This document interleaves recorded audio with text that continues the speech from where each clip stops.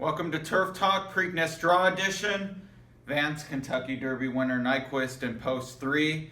And you were aghast that our colleague James Scully thought it might spell trouble for the undefeated champion. Yeah, I just kind of think in an 11-horse field, you're just probably not going to see the kind of potential trouble that you can see in a 20-horse field in the Kentucky Derby.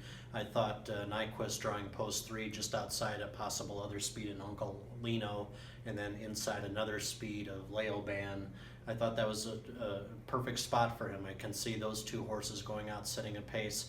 Nyquist kind of sitting back, rating just like he did in the Kentucky Derby. Now, unless the track is really wet on Saturday, as it's forecast to be, he doesn't like getting slop kicked in his face or reacts negatively to that. I just don't see on the surface post 3 being a negative for Nyquist. Yeah, to me, I'm starting to put post position in the category of supposed track biases, whether it's inside, outside, or how the track is playing. And I say that fully accepting that Oaks and Derby Day, that the track had a certain type of runner that it played to, and there's a blog up from Clocker Bruno DiGiulio that addresses sort of the profile of a track versus a bias. But anyway, back to the post-draw thing. I just can't get too worked up over. I mean, maybe if you were on the rail, you could say that's trouble, or 10 and 11, he'd be wide. Other than that, though, I mean, Bristnet especially, we crunch thousands of races. We know the post stats.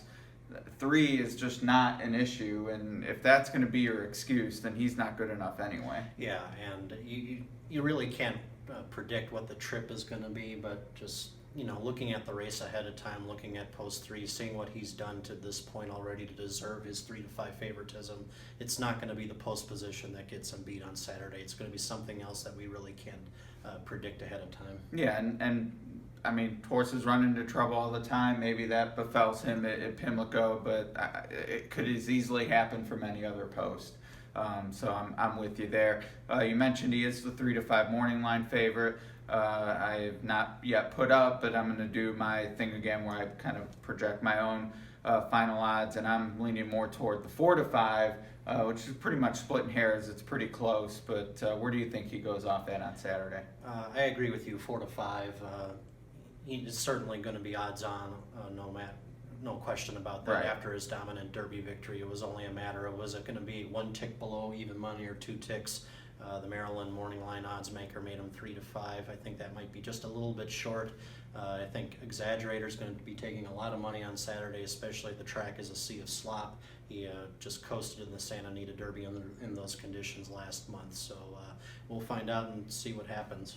All right, well, we'll get a final pick on Friday, but certainly leaning in the Exaggerator direction. Just, he's 0 for 4, but you're getting 2-3 times the price, and it's hard for me to resist on the horse I did pick to win the Derby, and I've run my Derby pick back the last few years at Pimlico. It's my lucky day. Orbs year, Ride on Curlin with California Chrome and American Pharaoh last year. So I guess I'll do it again. Only one of those won, but maybe this is the start of a streak. Yeah, I've been typically in the camp to try and beat the favorite in almost every classic in the last few years. I even picked against American Pharaoh last year with Dortmund once again. Didn't work out so well.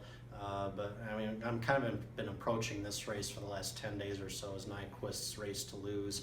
It almost kind of doesn't seem like a great betting proposition, this particular race, but I'll have another 48 hours or so to digest it before we get back on camera, and I'll see if I have a different opinion in a couple of days. All right, yeah, and probably closer to 40 hours before you get back on camera. So clock is ticking there. The PPs for Saturday are going to be out shortly.